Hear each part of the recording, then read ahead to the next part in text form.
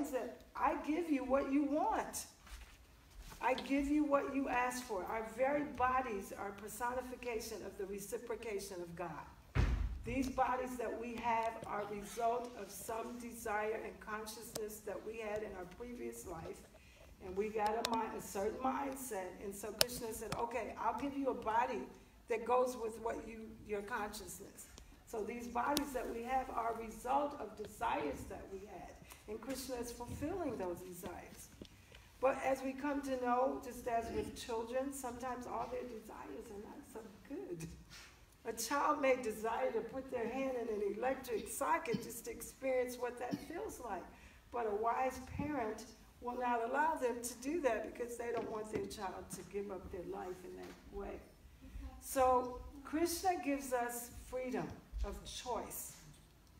And all of us have that choice, that ability to choose whether we want to serve God in the illusion or whether we want to serve him in the superior nature. So Prabhupada explains that even if someone wants to forget God, if someone wants to think there is no God, Krishna will make all arrangements so that they just can feel there's no God. So this is based on desire. But the beauty of Krishna consciousness and Lord Chaitanya's movement is that the Lord sent Prabhupada, he sends agents and servants to awaken that bhakti lita bija, that real desire within our heart that will free us from all the pain and suffering of having bodies and going through illness, janma, mrityu, jara, vyadi, birth, death, disease, and old age, which are the result of material desires. And over we repeat those desires. So how do we get out of this crazy world? Guru Krishna Prasada Paya Bhakti Lita Bija. By the mercy of a pure devotee of the Lord, the seed for real life, for real understanding, for real knowledge, for the real goal is planted. When my spiritual master came to America in 1965, he came as a total surrendered soul. He came because he understood that without this knowledge, people would continually suffer. He came because his guru, Srila Bhaktisiddhanta Sarasvati, a great soul and a long line of great souls, wanted to share the message of God, of Chaitanya Mahaprabhu, with the world. And that message had to be brought outside of India. It was in India for so many years. And Lord Chaitanya desired that all over the world we get the opportunity to understand that we're not these bodies, that we're spirit souls, that we're parts of God, that we're eternal spiritual beings, and that we can be happy understanding and operating in our real position. And we can even be happy in this world, in that consciousness. So Prabhupada made an extreme sacrifice to leave India, to come to America where all the rules of spiritual life were being broken, and to share this message. And a lot of people said, well, Prabhupada, why do you leave and go? You know, Vrindavan is the land of Krishna. It's the land of joy and happiness for devotees. Why would you leave Vrindavan and come to America to bring this knowledge when you're a pure devotee? You're okay.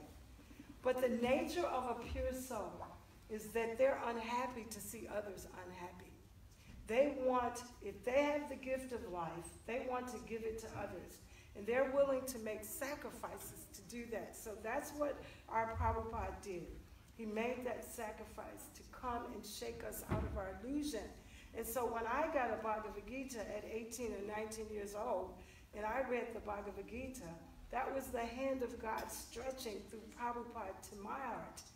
And Prabhupada wanted us, as we get this knowledge, as we read Bhagavad Gita, as we practice Bhagavad Gita, he wants us to stretch that hand of love and knowledge to others. That's the whole purpose of Lord Chaitanya's movement, is that we become pure devotees and sincere servants and lovers of God, and we help others to do the same thing.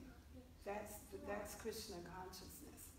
And so Prabhupada had complete faith that if he brought the weapons of love And what were those weapons? That was the holy name. Hare Krishna, Hare Krishna, Krishna Krishna, Hare Hare, Hare Rama, Hare Rama, Hare Hare. Such a simple thing that is so profound.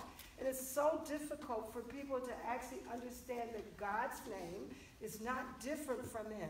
That if we call God's name sincerely and regularly, our hearts will become purified.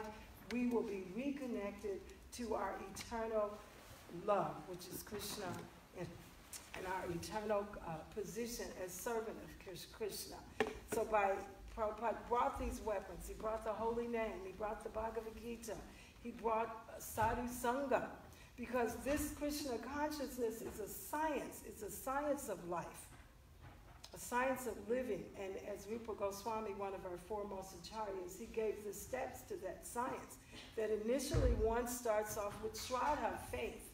And that faith it really comes from God, his causeless mercy, that somehow we awaken and have some idea that there's a God and that we should serve him.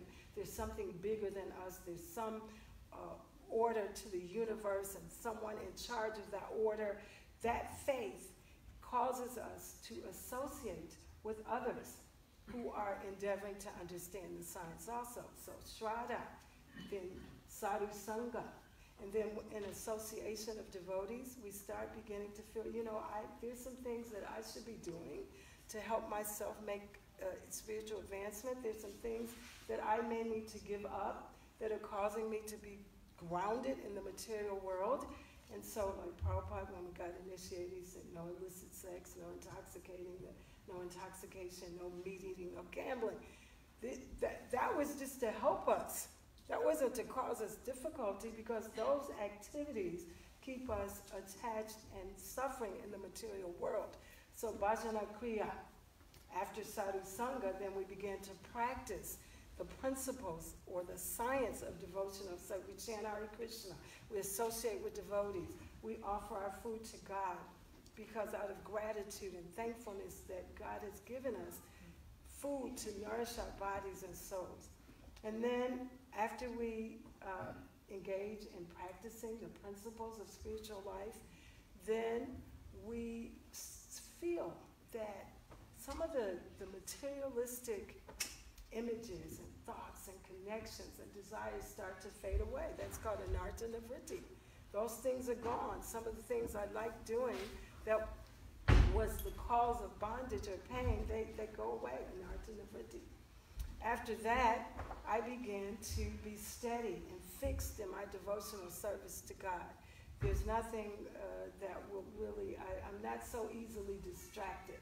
I'm focused. I want to continue the process. I'm really convicted. And then after that nista, then I get a taste for chanting the name of God, a taste for being with the devotees, a taste for serving the deity, a taste for sharing the message of God, that ruchi. And then after that ruchi, I become attached, a sakti. I don't want to stop this. I like it. I like getting up every day and chanting and reading the scriptures and hearing about God. This is refreshing and enlivening to me. It gives me hope and I feel it. Success is on the way, right? So after the attachment, then comes the preliminary stages of love for God, bhava. So don't think that Prabhupada came to America, came to the West, brought this science without it actually being a reality that he intended for us, those of us who would accept, to become purified and become devotees, to actually develop love for God. And the process works if we work it. So by chanting and praying and studying and reading, then one gets that bhava, and then one gets that prema. And that prema is our key to having the relationship with the Lord. That is our very nature and desire. Within every one of us, there is already a relationship with God. We've just simply forgotten. And we're looking for the fulfillment of that relationship in so many other relationships. But nothing ever quite fulfills that relationship. Because the perfection of our joy and our happiness is when we're connected with God in that relationship. And we look for that relationship in all the different ways, you know, this one, that one, this thing, that thing. And only when our relationship with God is accepted and acceptable do we feel complete satisfaction. But just know that these acharyas didn't come and make the sacrifices that they did for us not to be able to share that treasure of love of God. That's the whole point of Krishna consciousness, that we become purified and that we begin to understand that we're all connected, that all life is sacred, that God is in every living being, and how we treat one another is actually how we're treating God. See, this is what Prabhupada wanted us to understand, that all the life that is here, that is a part of God. And because we've forgotten that, we're suffering. So when we understand that, we won't mistreat even an ant or a bird. We'll be very careful.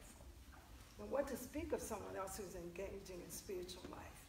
So this is why Lord Chaitanya told us that Chanadapi Sunitana Toropi Sahisnana Amanina Amanadana Kirtina Sadavi, that in order to really get the essence of Krishna consciousness, there were some things we needed to develop, which is humility is one.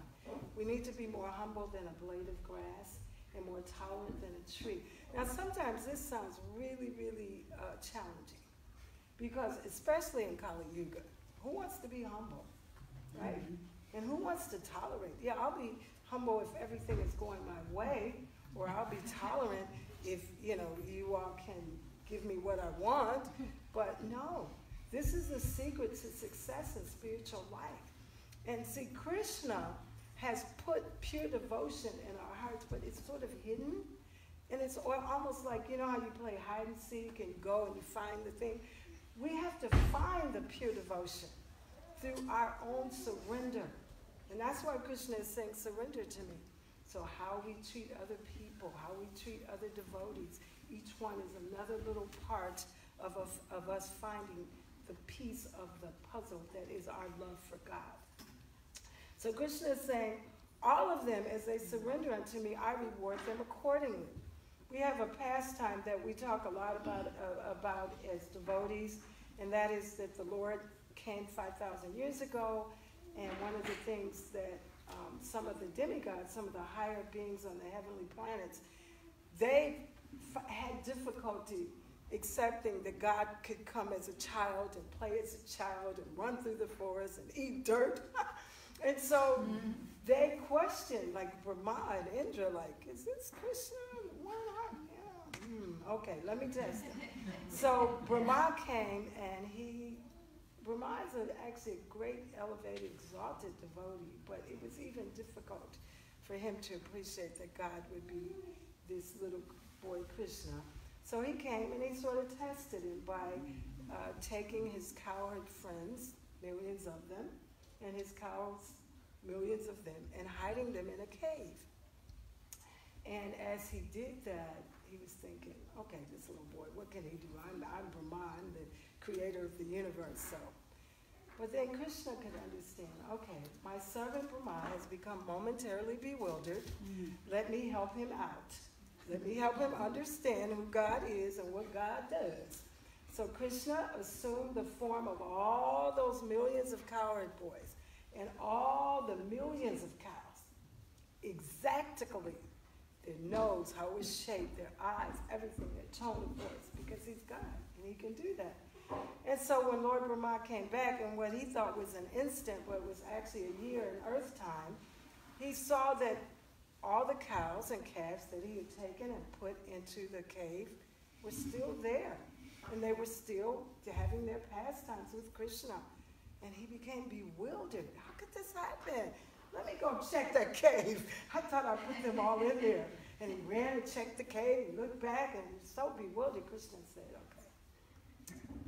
But one of the reasons why Krishna did that, because whenever God does something, there's thousands of reasons. We may understand 1, 2, or 3, but there are many, many.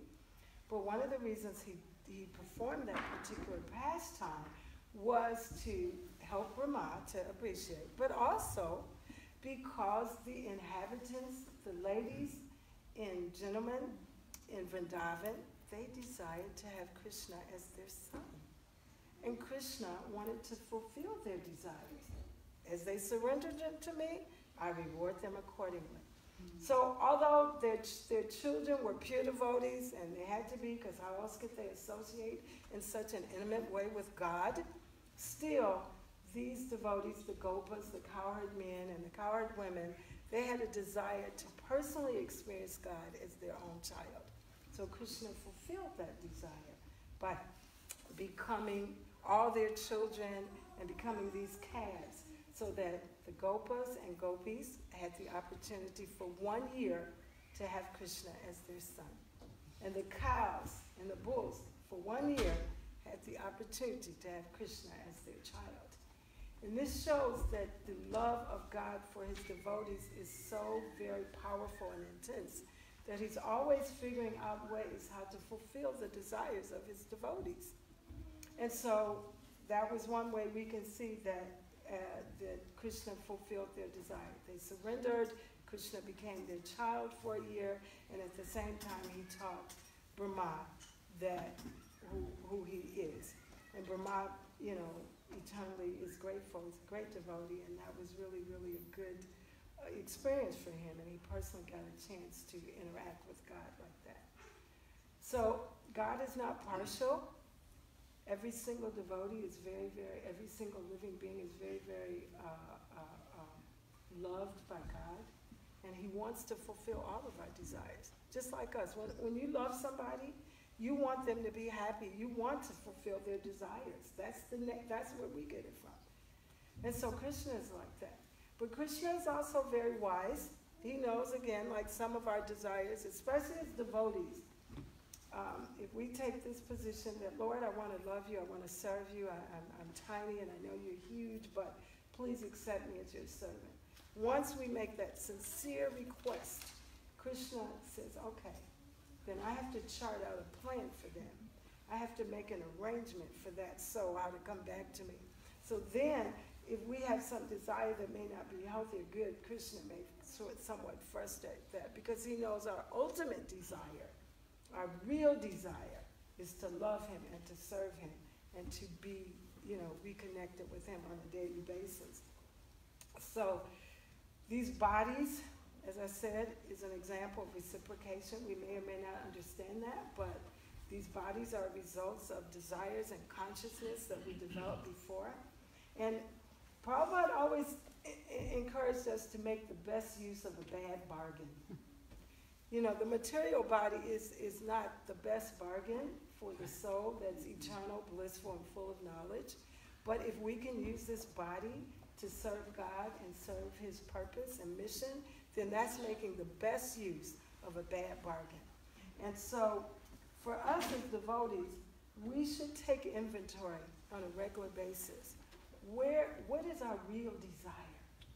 What are we asking from God? What do we want? Is it pure devotional service? Is it the ultimate love? Or do we just kind of want to be free from suffering or pain? Analyze and take inventory of yourself. And then, one devotee, he told Prabhupada, he said, Prabhupada, I don't even know if I desire to be a pure devotee. And Prabhupada said, well, pray for the desire. Because, the devotee did accept that Prabhupada was bringing the best thing, but he was feeling like, I don't even have it. I don't even have that desire for the best thing. So the nice thing about chanting, though, it fulfills all desires. Your holy name alone can render all benediction, not some or part, all. So as we chant Hare Krishna, our real nature becomes uncovered. Our real self, that soul, that spiritual, blissful person becomes uncovered. And we have to have, again, faith, shraddha in the name. In the course of traveling throughout the universe in so many bodies. Prabhupada explains in the scriptures there are 8,400,000 different bodies that, for different kinds of mindsets, 900,000 aquatic bodies, 2 million vegetation, trees, plants, 1,100,000 birds and insects and reptiles, 1 million bird bodies, 3 million beast bodies, and 400,000 human bodies. So we're asked to appreciate that out of all those different species of life, we're in a human form, and to use it to cross over the river of nations. And we can't do it by ourselves. We need each other. That's why it's so important, association of devotees. And we really should see ourselves more and more and pray for this. Das, das, anu das. You know, I am the servant. Prabhupada told us all to call each other Prabhu. Very scientific. Everything Prabhupada did was so much to give us advantage of spiritual life. Now, sometimes people want to change and do what he said, but, you know, having personally understood that he asked all of us to call each other Prabhu, because he wanted us to understand that when we are in the proper mood of service, then we can be proper instruments for love and compassion and joy, because we're all servants. And we don't have to fight it anymore. That's actually our success. That I am a servant of God, I'm an eternal servant of God. And Krishna is actually wanting us to be happy and joyful just by understanding that. So Prabhupada created this international society with a definite intention that people would take this process, would become purified, and then would help others become purified. And then gradually all the pain and suffering in this world that we see will go away. Because that is the potency of pure devotional service. When someone is a real devotee, a pure devotee, they are empowered. Things around them change. This is what serving God means. The atmosphere changes. People get more hope. So in the Bible there's a saying where they had the letter of the law, but not the spirit. Prabhupada wants us to have the spirit of Krishna consciousness. And if we do, that will empower us to help the troubled world. So we shouldn't worry so much about what this devotee is doing and what that devotee is doing and what they're not doing, because that is not your test. The test that I face is how I say to my Guru and my Krishna every day how I'm doing, how I'm surrendering, how I'm giving, how I'm sharing, how I'm praying. And then that is the success. So Prabhupada said, I wanted to, in a letter to one of his disciples, December 15, 1973, Srila Prabhupada's poignant question is something that I would hope that we would all leave here today reflecting. Prabhupada said, we have got so much vital spiritual knowledge to distribute to the public, and they are in desperate need of it. The whole world is going to hell, and everyone is suffering. In light of this, how can we argue amongst one another and neglect our responsibility for reclaiming these fallen souls, for going back home, back to Godhead? That's the question for all of us to ask. We have a responsibility to understand the science, to live it, and to help others. And to know for a fact that when we live this science, just for us to get up every day and chant Hare Krishna, the whole world becomes a little better. When we live this science, just for us to interact in healthy, God-conscious ways with our neighbor, the whole world becomes better. And Prabhupada was confident of that. So my humble request is that we really look at, why am I practicing Krishna consciousness? Why am I getting up every day chanting? Why do I go to the temple? Why am I reading Bhagavad Gita? What's my ultimate goal? And then to pray with all sincerity to Srila Prabhupada that we would choose that right ultimate goal and that we can all become instruments to share that goal with others. So I think I'll stop here and ask, are there any questions or comments?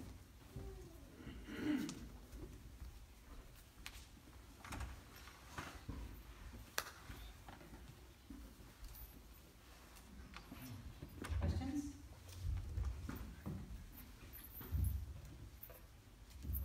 Thank you for a very inspiring, enlightening talk.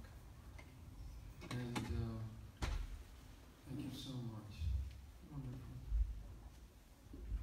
I want to hear a little bit more about, you made this very important point about that we become Krishna conscious and then we help others.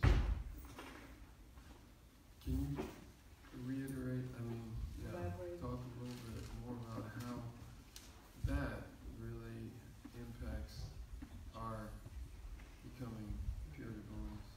Thank you very much, Apurva Prabhu. I'm so happy that we get to connect like this today. So the point that Prabhu is saying is that we are to become Krishna conscious and help others to become Krishna conscious. And this is really, how you get Krishna consciousness really is by sharing it with others. That's how you become really Krishna conscious. That's the nature of love. That when I share real love, real concern, real compassion with others, then I become a real lover, real compassionate. And one of the ways that we do this at Purva Prabhu, we have the Grahasta Vision Team, you've heard of it. And it's a group of devotees who come together to strengthen the ashram of marriage and family in our movement. And when we initially started, I want to say maybe 15 or 16 years ago, it was very great challenge because there was so many devotees that had been wounded and hurt. And the divorce rate was high. And we thought, if we can act as servants of Srila Prabhupada to change some of those dynamics, that help us understand that how you treat your wife, how you treat your husband, that's devotional service. If you're mistreating your spouse, what do you think Krishna is accepting from you? Because a lot of times we had this, kind of show thing where we go to the temple and we're looking all good and we're chanting, and then we go home and abuse or shout at or scream at or one of our family members. And so we were saying that Krishna consciousness is up close and personal. It's like how you treat the child when nobody's looking. It's like how you treat your spouse when nobody's in those walls but you. So part of appreciating that Krishna wants us to be authentic. If our philosophy is don't even hurt an ant, then how can we justify hurting any living being? With what justification? So to take that very, very seriously, that how we treat people. And sometimes people don't make it so nice for you to treat them compassionately. Let's be honest. It's not the easiest thing, but we have to remember what our particular purpose is. And Krishna will help us, and Prabhupada will help us. So for me, that means to be very careful how I treat everybody around me, husband, children, cousins, niece, nephew, devotees, people of different races, different cultures, because ultimately, Krishna in the heart is observing. Krishna is the observer, Antaryami. He's seeing everything and know everything, so we can't fool God. So the idea of really, praying for the ability to be that instrument of mercy and compassion and to be truthful and kind. To live the principles. Don't just say them, but to live them. Thank you.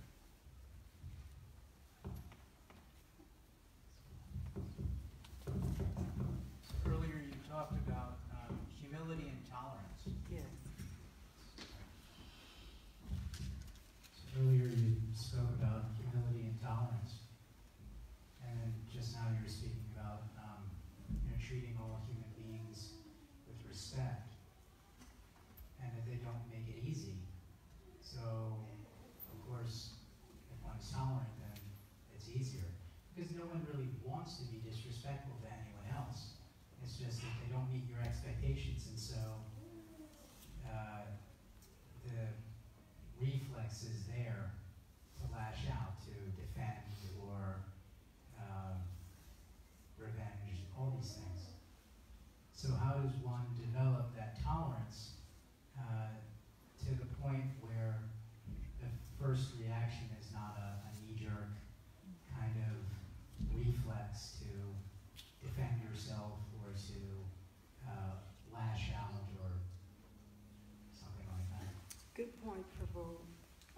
one thing I would say is that being aware that we should always be improving.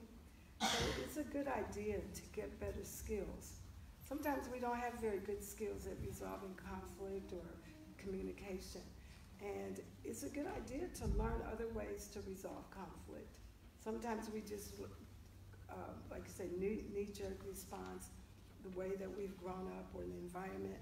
But there are many, many methods how to resolve conflict that if we would take time to learn would be good. Another thing is prayer. We can really seriously pray to the Lord and ask for his help to become tolerant. Another thing is really taking a moment, taking a breath before we respond or react to anything, because sometimes that first thought is not the best one, and just being aware of that, so different things we can try to do to help ourselves, learn other skills, pray, and then I find as we chant Hare Krishna more and more sincerely, that a lot of the impulses for negativity will go away as much too. And then don't be afraid to apologize. If you've hurt someone or said something you shouldn't, be caring enough to go to that person and ask for forgiveness.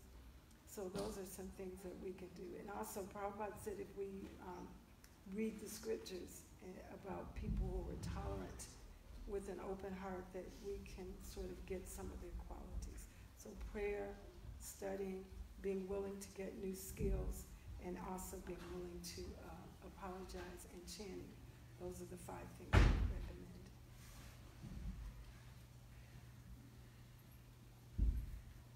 Any other questions or comments?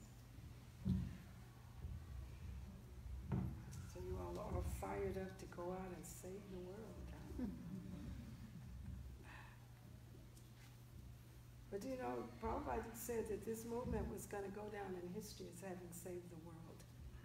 And it's not exactly magic, although it's very magical. It's because people sincerely take up this process, and the process works. They'll become purified. They'll help others to become purified. The atmosphere will become more purified. That's how things happen. When Lord Chaitanya said that he wanted everyone, all of his devotees, all of his grand devotees, to take up this process. That was an instruction from God.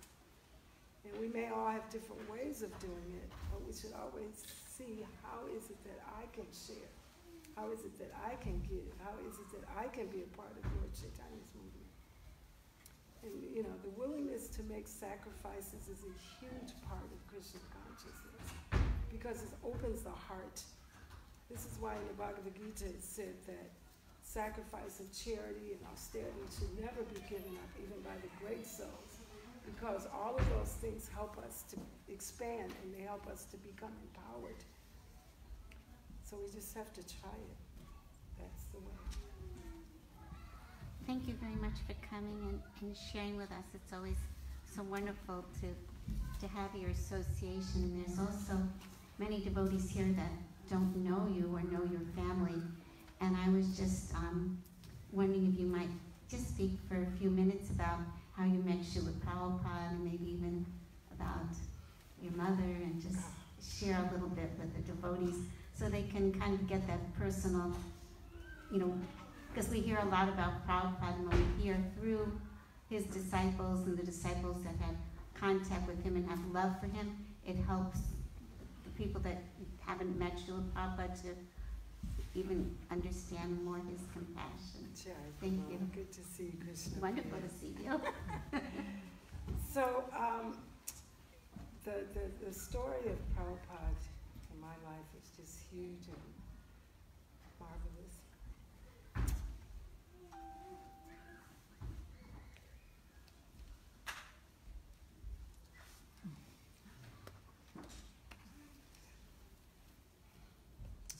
So my mother, okay, Krishna. Huh. Could you put your mic a little closer, please? Okay, so my mother actually was a very extraordinary lady. She was an Aquarian, and she was always, we grew up in a Christian family, And she studied a lot of religions, but not just studied, actually practiced. So that was a little unusual, like Islam and Christianity and Mormonism even. We were Mormons for a whole year. So that's the kind of mother I had. And so one day my brother was downtown Cleveland. This was in 1970, probably 70 or 71. And the devotees were downtown Cleveland. They were distributing magazines and doing kirtan. And so my brother, my oldest brother, Jasper, he got a magazine and he hid it. This is so funny. He hid it because he knew if he gave my mother that magazine, that would be it. Because, I mean, it was religion, it was God. So he hid it for several weeks. And then the Lord just, got on him in the heart. And so one day he gave it to her, and that was it, literally. She got the magazine. She found the devotees in Cleveland. She gave up all her furniture. She accepted Prabhupada as a guru, everything like that, without even meeting Prabhupada. This is in 1971. So then I was a student at the University of Chicago, and I had gone there a year, and I got married, and my mother came to visit me while I was a student and gave me a Bhagavad Gita. And she didn't explain it, though. That was very interesting. Usually my mother was quite talkative and everything, but with the Bhagavad Gita, she just gave it to me. And I read that Bhagavad Gita. I had a part-time job at the Chicago Urban League. I was a secretary, and we had a survival line. And every day people would call in on that survival line with different emergencies and traumas. And, so around the time that I got the Bhagavad Gita, it was very, very serendipitous, if you will, because I took it to work every day and I would read it, and people thought I was reading a novel. They said, "What are you reading?" Oh, it sounds so exciting, I was into it, but by the time I finished Bhagavad Gita, I just knew that Prabhupada was my guru and Krishna was God, and that was it. And so it's a funny thing. I thought that I hadn't met devotees yet, so I was in Chicago, and I thought that you chanted 3 rounds a day. So I would religiously go home and chant 3 rounds a day, and I got a friend, she chanted 3 rounds with me, and my husband chanted 3 rounds. And we thought we were doing something, chanted 3 rounds of Hare Krishna every day. And then at some point, I just felt inspired to go to Cleveland and join my mother, who had a group. She was kind of like a yoga teacher and a spiritual teacher of sorts. So all of her students she had brought into the Hare Krishna movement. A lot of them didn't stay because there was a lot of stuff going on in those early days, and to stay you had to be really, So I went to join her, and we practiced Krishna consciousness there together for about a year. We wrote letters to Prabhupada, and he wrote us back. My mother was so zealous about Krishna consciousness that she gave everybody a spiritual name before being initiated. She was something else. The longer I think about my mother, the more I appreciate her, Bumata. Anyway, I'm going to fast forward real quick because our time is, but we, at the time in Cleveland, there was a temple, and there was a devotee that gave us a very hard time, and I mean, it just was such a challenge to try to serve the Lord. So we left, and we didn't, you have to imagine now, this is 1972. There were very few temples, very few black body devotees. My Christian family, my grandfather was a minister, uncles ministers, they were outdone with us. Like, isn't Lord Jesus Christ good enough for you?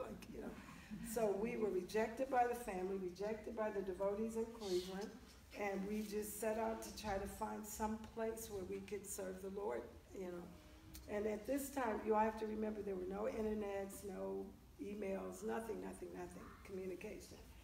And my mother literally just prayed and was guided on the road. Such an unusual thing. I wouldn't do it again, I don't think. I mean, that's crazy. And so we were in a car with about 5 children, myself, my mother, and my first husband who came to drive us. And we ended up in Dallas, Texas. And so when we went there, the temple president was Stoka Krishna. And so my mother went and she said, well, we're from Cleveland, and, we'd like to stay here for a while and maybe practice Krishna consciousness. And Stoker Krishna ran and called the temple president of Cleveland, who had given us all the trouble. And he came back and he said, I'm sorry, you all can't stay here because that temple president said you all were troublemakers. And my mother said, you know, we don't have anywhere else to go. We're trying to be devotees. And at the time I was pregnant with my second child.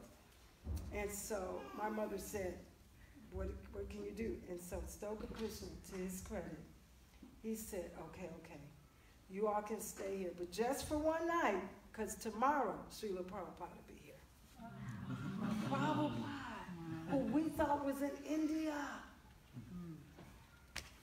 Just see the Lord. Just see the mercy of God. And so,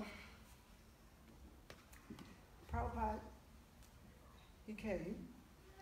And the next day, he sent for my mother because somebody said, Prabhupada, this black lady and all her children are you. And it really wasn't all her children. And my mother, when she heard Prabhupada was coming, she got on the phone and called my stepfather, who had stayed behind to kind of send us money wherever we got settled, because we didn't know where we were going, literally. And so she said, you better get here, Prabhupada's here. So he got on a Greyhound bus and came down to Dallas. So my mother, Prabhupada sent for my mother, and she sat in his office for 6 hours while he was doing business and taking care of stuff. She didn't send for me, she forgot. But anyway, so the next day, Prabhupada's secretary told my mother that Prabhupada was doing initiations tomorrow.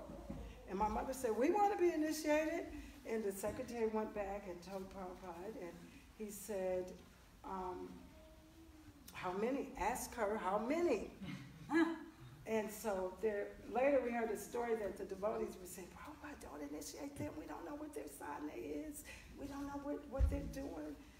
And Prabhupada told Sasvara that wherever I see a spark of Krishna consciousness, I must fan it. I must fan it. So just think if Prabhupada hadn't fanned that spark. Powerful. Anyway, long story short, we got initiated. 5 of us. My mother, my stepfather, me, and 2 brothers. And then later that day, Prabhupada installed Radha Kalachandi. How many have seen the beautiful Radha Kalachandi? Aren't they just simply fantastic? And so we were in 7th heaven, or the spiritual world, or whatever you want to do, but there we were. So Prabhupada initiated my mother as Bhumata, my stepfather is Rupchan, me as Krishna Nandini Devi Dasi, and my 2 brothers Asutosh and Sivana. And there's a lot more to that story, but that's pretty much the nutshell of it all. But yeah, thank you. I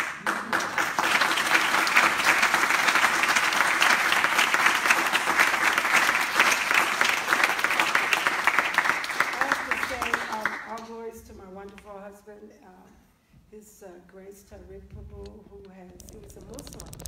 We've been married almost 28 years. And he has been one of the greatest devotees I've ever known because he supported his wife and family, and he's just been an authentic, caring individual. So a lot of what I do.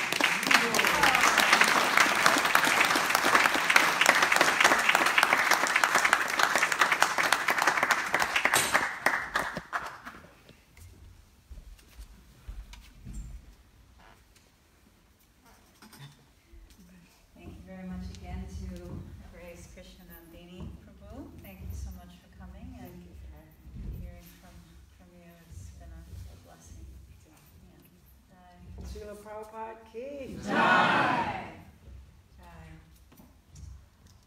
So I think I finished announcements, but I see Dicky's here. If you have any other announcements or nothing? You just came from the Veg Fest. How was that? Nice, yeah. And a lot of outreach going on this time of year with Veg Fest and Diwali festivals. And if you'd like to be involved with any of those things too, as Krishna Mata says, to try to help people also hear about Krishna, know about Krishna. It's a very, very satisfying, gratifying, rewarding seva, is to go out and spread the holy names and distribute books and just talk to people and be kind to people and set a wonderful example as devotees. And you can speak with Aditya Narayan Prabhu about how to get involved with the Sankirtan at New Goloka on behalf of Lord Chaitanya. Yes, Mother Vigrani. And if those who are interested in Harinam Sankirtan, Golendra Prabhu is taking over, and he will be organizing the Harinam Sankirtan on Saturdays. Okay, And so there'll be more than last night there was a very nice Harinam in Chapel Hill, and generally every week the devotees go out and just do the Yuga Dharma, chanting Harinam to the public. So if anyone would like to join in that, it's always a blast. His Grace Gopalendra Prabhu can talk to you about that. So now we'll go downstairs for prasadam. That's our next program.